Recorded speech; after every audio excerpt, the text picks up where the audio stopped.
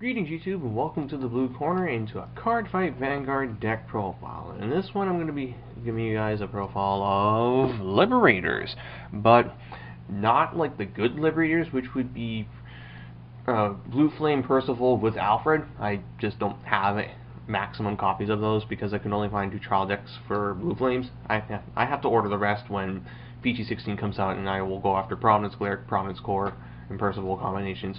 That'll be then. Instead, I decided to build a Holy Shine Dragon deck, as this is something I've just wanted to muck around with ever since I first saw the card, as he just looks fun. And this deck is fun, and it's actually not that bad. I mean, is it as competitive as Percival and Alfred? Oh, hell no. That's a much better deck and probably more consistent, but Holy Shine Dragon is, for what it does, really good. And it's also relatively, like, cheap to build for the most part. I mean, yeah, perfect guards are going to be costly, but otherwise, like, it's not that expensive of a deck. Like, this card's cheap, and he's only a double R2, and yeah, for what you get out of it, it's actually pretty good. So anyway, what does this deck do?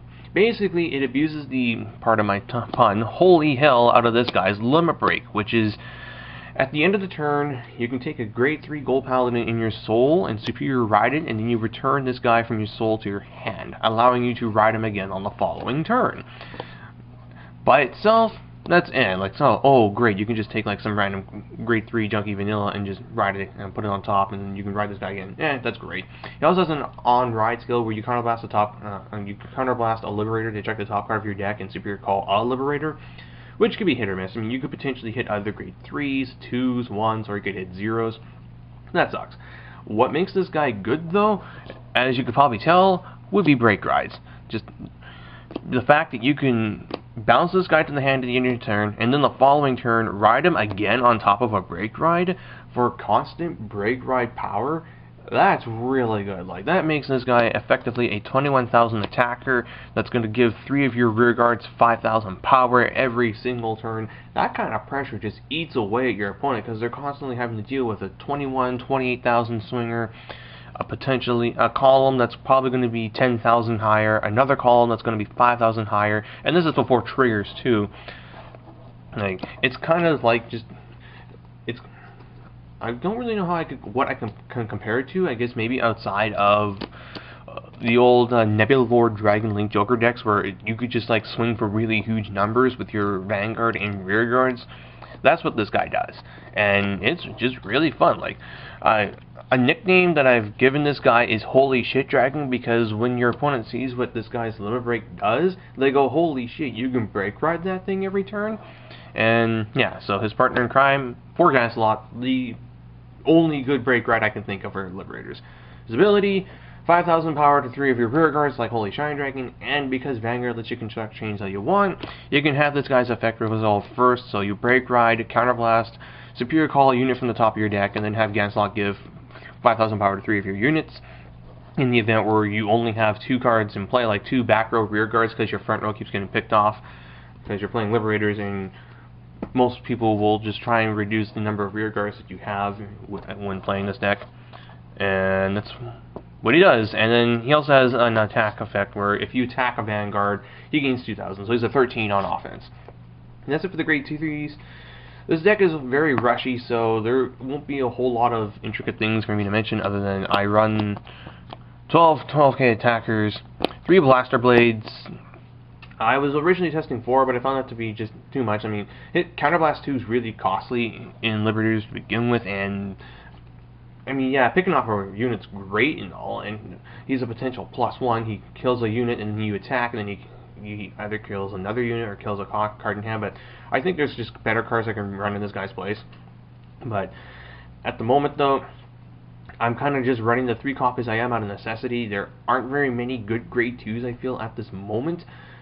At least until next set comes out, when we get access to Liberator of Regulation Aglaville, but that's more of a Blue Flame guy, and this is not a Blue Flame deck.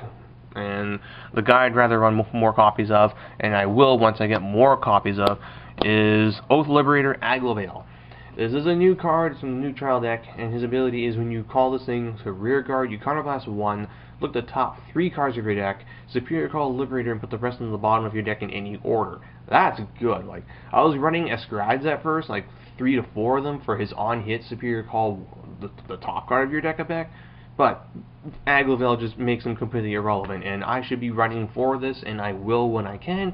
Just unfortunately, we did, well, number one, I live in Regina, and wouldn't you know, we got basically jack all for new stuff coming in. Like, only one Seeker trial deck. The hell? Anyway, so, running 2 of these and Star Rain Trumpeter, which should be another copy of Aglavale, but again, make do with what you got. This guy's ability is when you call this thing to rearguard, you can take a Blaster Blade Liberator from your drop zone or your soul, put it on top of your deck, shuffle your deck, and then Superior Call the top card of your deck for a 1 gold paladin, and then, yeah, he's just basically Holy Shine Dragon as well, and he's 9k, so it's whatever. And then 4 perfect guards, because opponents will be swinging for big numbers. 4 10k attackers. Again, this is a rush deck. 4 Sharp Point Liberator Gold Lancer. His effect is when you call this thing to rearguard, you can discard a grade 3 Gold Paladin from your hand in order to search out a Ganslot Liberator, which is really important, as while Holy Shine Dragon is your win condition, again, this card's ass until you've got a Break Ride in play, so I will gladly discard a Holy Shine Dragon to search out the Ganslot, so I can just start setting up that. And even Break Riding Ganslot on top of Ganslot's pretty legitimate. So you run him, and he's also 7k, and if it's one thing I've noticed is a lot of people will start with 7k Vanguards, so you can, if you have to ride one of these, then call another one, swing, unboosted at 7k, they have to guard it, otherwise they take another damage, and then you can swing with this and the booster behind it for a decent amount of damage. And I should be, yeah, I'm running 2 copies of Starry Skies Liberator Guinevere. I'd actually like to take this up to more copies, but I'll have to get some more. Her ability is when you call this thing to Guardian Circle, you can counterblast 1 card to have her gain 5,000 power for every rearguard that you have, which is actually really nice, as she's a potential plus 30, that's a, I mean, if you have a full rearguard field, that's, she's 5, so it's 10, 20, 25, no, why, wait, I'm doing my math wrong here, like, 5, 10, 15, 20, 25, 30, yeah, so she's going to be a 30,000 shield for just a single counterblast. That's basically what you would get off a Quintet wall, and that allows you to no-hit a lot of things, and if you can't, then you just put a 10k shield down, and now you will be no-hitting. Like, that's really good, and it's one of the reasons why I don't like using Blaster Blade Liberator a whole lot, is those 2 counterblasts could be 2 Guineveres. But, oh well, like again, this is a relatively cheap counterblast deck. And for triggers, it's standard ratios. I'm just running 8 crits, 4 draw, and 4 heal. I tried going the full YOLO 12 crits, but this deck, it doesn't really work with this deck. You want the draw triggers so you can draw into your combo, so that when you start going off, you'll have like stuff. Like, once you start going off with Holy Shine Dragon, you'll have a lot of cards in your hand. And to help them do that is the Grade 3 Searcher. Who, yeah, it's pretty simple on that one. And that's pretty much it for the deck itself. Like I said, it's a blast to play. As for what will be coming up, I have some games on Cardfight Area. I finally learned how to play with that, at least as best as I could. I honestly think Cardfight Area is trash, but it's all that we got. So I will be uploading some videos of a few games I had on there, as I really wanted to play Gear Chronicle, so I did. And it's definitely an interesting deck. I don't think I've played it properly, but it's just me learning how to play it. So there's that.